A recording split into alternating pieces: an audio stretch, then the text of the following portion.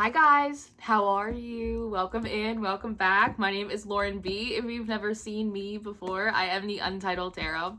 And I feel like I'm supposed to come on and do a bit of a reading, hang out with you guys for a minute. I have a few, I don't even want to call them messages. I have some downloads that they're not like fully fleshed out, but maybe I'm supposed to flesh them out here with you guys. I have the Awakened Tarot for us today. The first thing that wants to get fleshed out is this concept of Saturn and lead poisoning.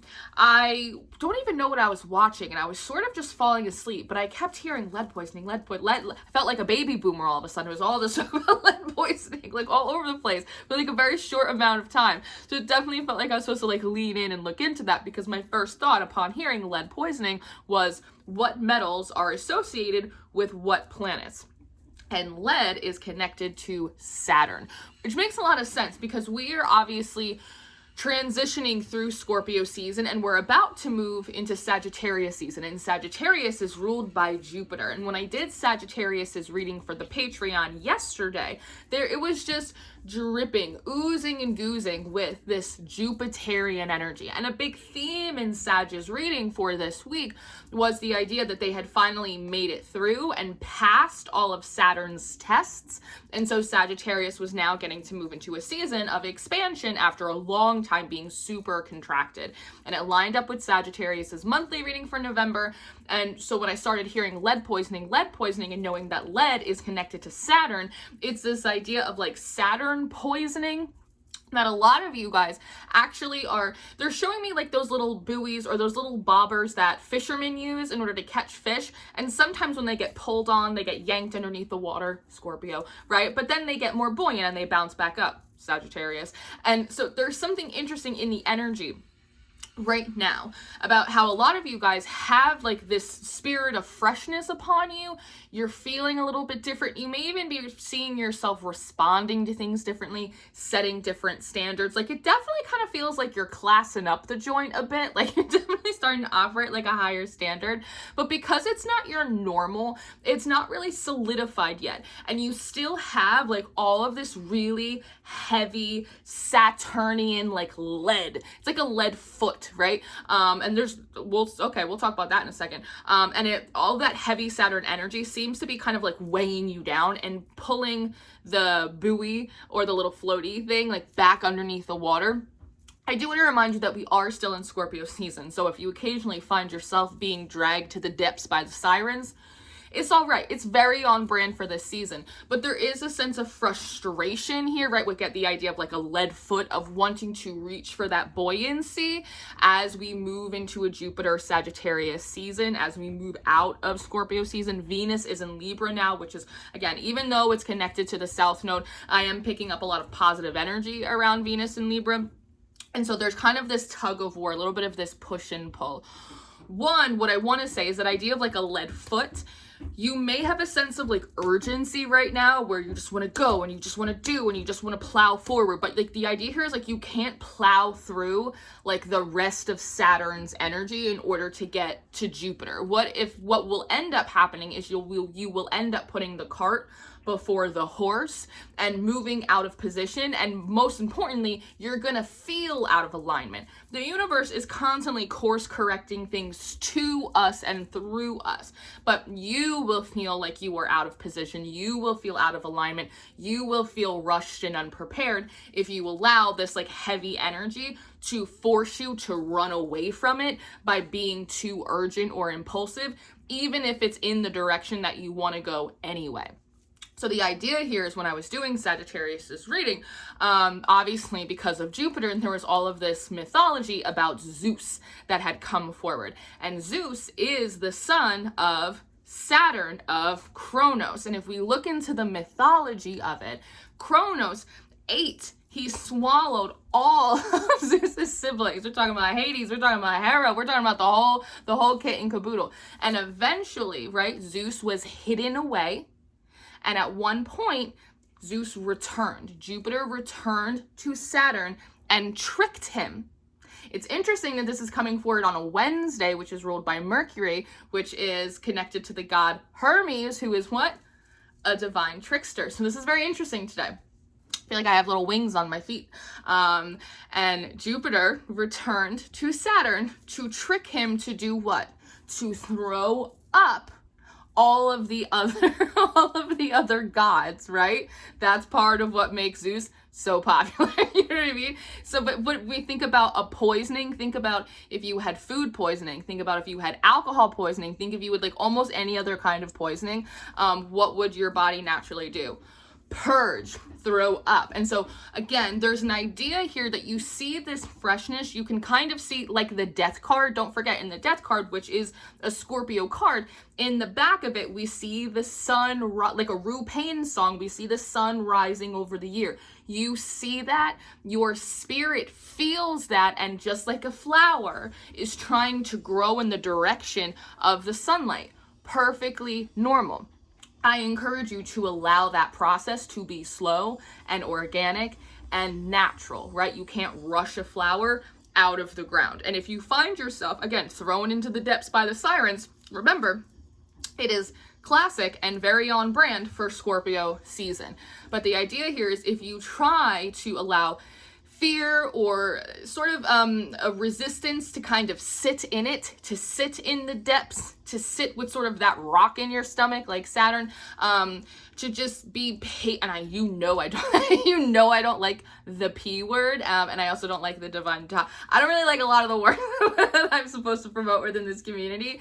We know this, but it's so dirty. But we might have to be like a little bit patient and wait for Sagittarius season to kind of come back around, right? We're just not that far, and I do think that Venus in Libra, again, even though it's connected to the South Node, I do think it's going to give us a nice little bridge, a nice little alley-oop, especially because Saturn is direct now, in order to get into Sagittarius season. But don't allow that heaviness or that desire to already be in the fullness of the freshness to cause you to be impulsive, to cause you to step into urgency. And again, the universe will always course correct things that are meant for you back in alignment with you, but you will feel out of alignment. You will feel shitty. You won't feel good about it.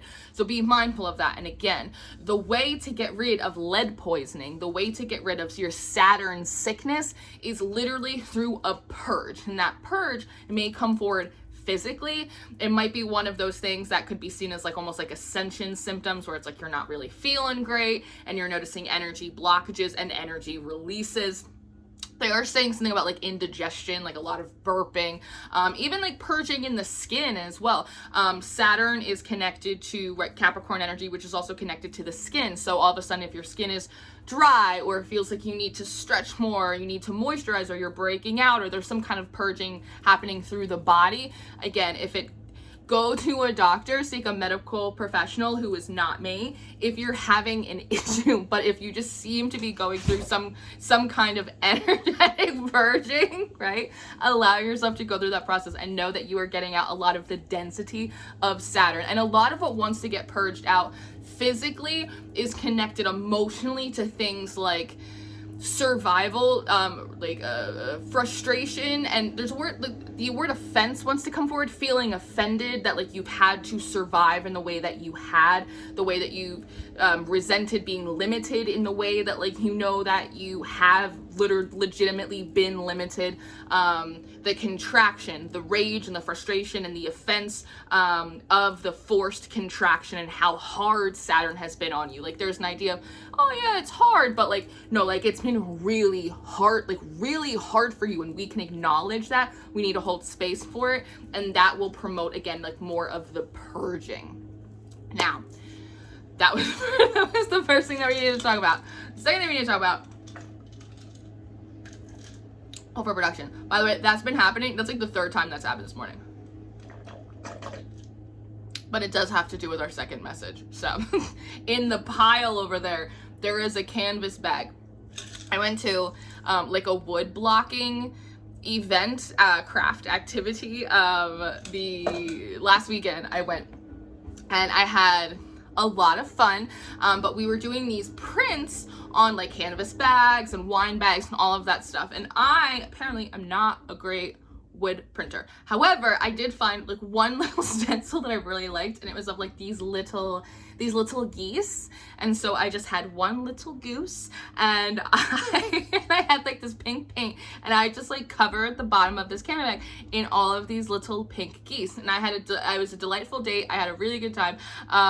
But it was funny because it was a sync, because I keep seeing like a ton of geese, and I know that birds are migrating, especially in the northern hemisphere at this time of year, but I'm seeing like an odd number of geese, but I keep hearing duck. And so like there's this funny thing about like duck, duck, goose, duck, duck, goose, and I'm getting like these images of like me in kindergarten at like St. Catherine's, like these big circles, you know, they always put the kids in these big circles playing like duck, duck, goose, and like musical chairs is coming through as well. And so this idea of like duck, duck, goose, duck, duck, goose, it's the idea of like you waiting for your turn. And they're showing me like gumballs in a machine, and like soda cans in a vending machine. It's like, it's not a matter of if for a lot of you, it's simply a matter of when. I think that's a frustration point, that it's like, I know it's gonna happen, but like, when is it gonna happen? I think something that's important is to keep yourself busy, not overstretching, but to keep yourself busy and kind of like in motion. In the newsletter this week, which by the way, if you did not know, I'm now putting out a weekly newsletter with general messages, your tarot cards for the whole week, channeled messages, the astro weather. It's free. I'll put the link down for you below in the description box. I'm having a really fun time doing it. Everyone seems to be having a really fun time reading it, so that's exciting. But there is this idea of like duck, duck, goose, like waiting to be chosen. Like, again, it's not a matter of if, it's just a matter of when. And because of that, it's important to sort of keep yourself busy, so that way you stay ready so you don't have to get ready. And again, it feels a little monotonous. It feels a little bit like the teacher in Ferris Bueller, right? Bueller. It feels a little bit like Snoopy, something like Charlie Brown, like womp womp. It's a little anticlimactic, but I do think that like that repetition, almost like the Eight of Pentacles of, okay, I'm staying ready, like you end up kind of building this consistent momentum that you don't even actually realize that you're building. And so eventually when life comes forward and goes, Goose, oh, but you're ready. So it's like you get up and then you start running, and you're just ready to go. And it's not this, I have imposter syndrome. Wait, do you think that I can do this? Because you're already practicing the skills that you need. So once the floor starts moving underneath you, you're able to keep pace much more easily. Also, this is a time, and this was a theme in Sagittarius' monthly reading, but there's this theme of like options and opportunities right now. But there's a sense of like, it's close but no cigar. Some of you are, especially in terms of relationships, some of you like me are like dating again and like out in the world. Some of you are going on job interviews. Some of you are looking for business partners. Some of you are looking for the right platforms to do your projects on, what aspects of your business you want to grow. It's like you have things that you are considering, and like you have this idea and this ideal of what you want, and not settling is really important. So it feels like there's an abundance of close but no cigars that are in the vicinity, so that way you can practice getting used to saying no, practice asking for more, and also practice holding your standard. Because I know for me, there were a few moments where I was like, no, I don't want that. This is what I want. And something that was close, but not quite there, like not quite the right Alice showed up, and feeling really kind of like torn with that. I'm like, well, it's like 80% of what I want, or this person has like enough of the qualities, but, and like there was sort of this idea of like not haggling. Like I had to accept that like I cannot haggle with myself. I cannot afford to haggle with who I am and with what I want and what my standards are and what I'm looking for. If I do live in a big, benevolent, abundant universe,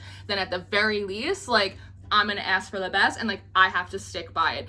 And so that message keeps coming in again and again and again. So obviously, like, it's not just for me, and you may see an abundance again of close but no cigars, where you're gonna have to go like almost negotiate with yourself, like all of the things that you've already been working and deconstructing. Am I being selfish? Am I asking too much? Am I overthinking it? Like, not trusting your gut? And it's not these big tower moment things. It's like these little kind of like pop quizzes. It's like, oh, I'm not trusting my intuition. No, I'm frustrated because I'm not standing by my standard or what I want. And so you have a lot of practice coming in that you are also, while you're waiting for the universe to like choose you as the golden goose, you were also the duck. Like, you were also going around going, all right, you're a duck, you're a duck, you're a duck, but I'm looking for a goose. I'm looking for a golden goose. You're a duck, you're a duck. So it's funny, but it's interesting that like you're going through this process in your life while the universe is going in process with you. And again, like there is something about the motion in the ocean that might make you a little seasick and may help with, again, some of the density of Saturn. And as you kind of purge it through this motion, you and the universe seem to, again, create this like really beautiful momentum together. And then you start moving forward, you start moving forward, you start moving forward. Then the next thing you know, you're locked in, and it does feel like things will start coming more quickly into your reality. You know, I'm the first person to line up to like shit talk the universe, but even I have seen some developments. Like, even I have seen some developments, and I will admit that, not happily necessarily, but happy that there are still small developments coming in. What is it? I was like, am I supposed to be using these cards? This always happens. I'm like, I'm gonna do a tarot reading, and it's like, you're just gonna sit here and channel for like 22 minutes, which is fine. I feel like there's a third message that wanted to come through, so give me hope for production. While I think about it, by the way, I have new tarot classes and workshop. I see a little mosquito, yeah. I have new tarot classes and workshops for November. This Friday, the 10th, I'm doing a Foundations of Tarot spread curation. Build better spreads. A lot of the reason why your tarot cards aren't giving you like as clear answers as you want, part of the reason why like you might be having trouble manifesting or like working in unison with your spirit guides, perhaps issues in your relationships, it is a lack of clear communication. And so spread curation allows us to practice refining how we ask questions of the tarot, how we interact with it, how we build structures and boundaries around this big deck. So that way, when we're trying to read into everything, we can actually pull out something. So that's going to be a fun workshop this Friday. And then next Monday, we're doing a mini masterclass with the moon. And then we have psychic defense right before Thanksgiving. And we have the Empress energy channeling workshop that was really popular all October. We have that at the end of November too. So I'll put all of that information down there in the description box for you. Let's see. So we're talking about Saturn. Let's see. Oh, feminine and masculine energy. That's the last thing I want to talk about. Now, I'm going to say that I understand this is very gendered language that I'm using. So if you need to like adapt it in a way that makes sense for you, absolutely do that. But what I've been noticing is there's a disconnect between like the feminine and masculine energies, the fluid, intuitive, and the building active energies within us as like a collective. And I noticed it first within my own energy because I had this inclination to do a meditation with both the masculine and the feminine energies within me, just to see how they were sort of cohabitating, if they were cooperating, there was just simply coexisting. And what I found was interesting is that my feminine energy had taken on like a lot of masculine duties and traits and was kind of pissed off about that.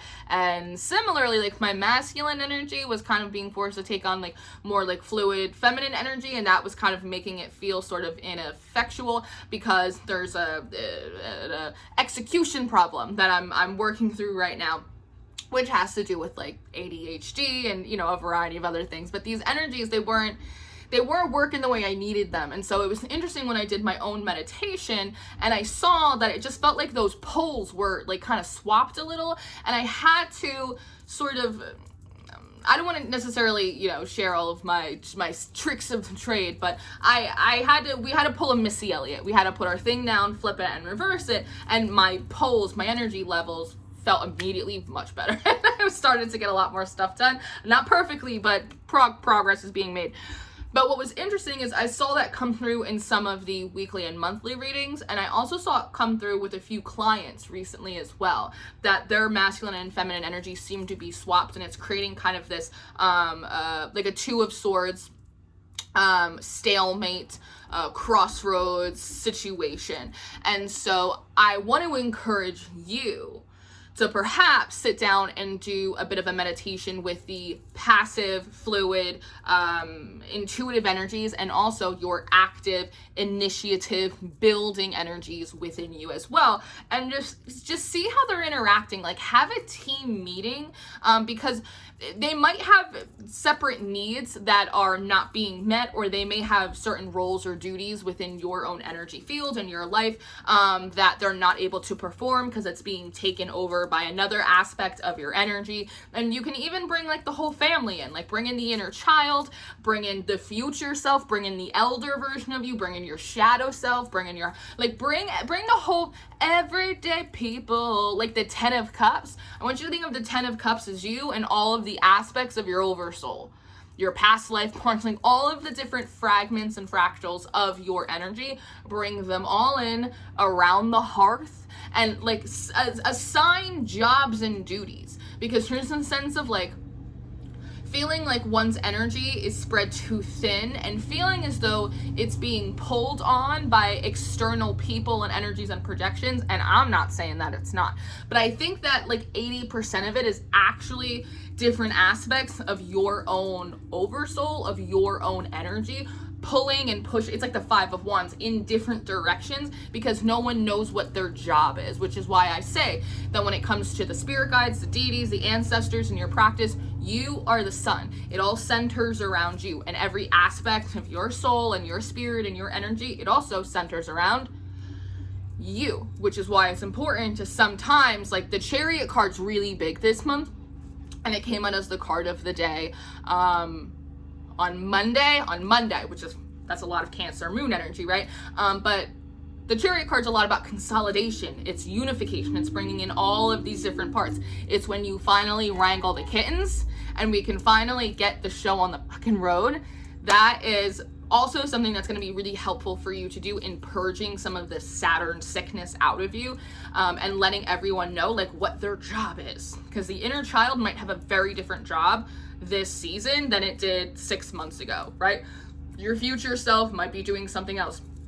The energies within your passive and active energy, they may be flip-flopped, and you have to kind of put them back into their rightful places. It's important that you step forward as the creative director and the mindful manager of your own energy and the different aspects of your own spirit. Very good. Very good. And that's amore. So this is what I have for you this week. I really hope that this was helpful for you. I hope this connected some dots and supported you in a way that is positive and helpful. I love you so much. Thank you for staying and watching and liking and subscribing. Again, you can always find me over on Patreon for all of your weekly zodiac readings, and I have a bunch of little treats in there as well. Don't forget to sign up for the free newsletter every week. Your November monthly readings are out, and if you want to take a class with me, or if you would like to book a personal reading, all of that information down below. I love you so much. Take care of yourself. Be good to each other. And I'll see you next time. Goodbye.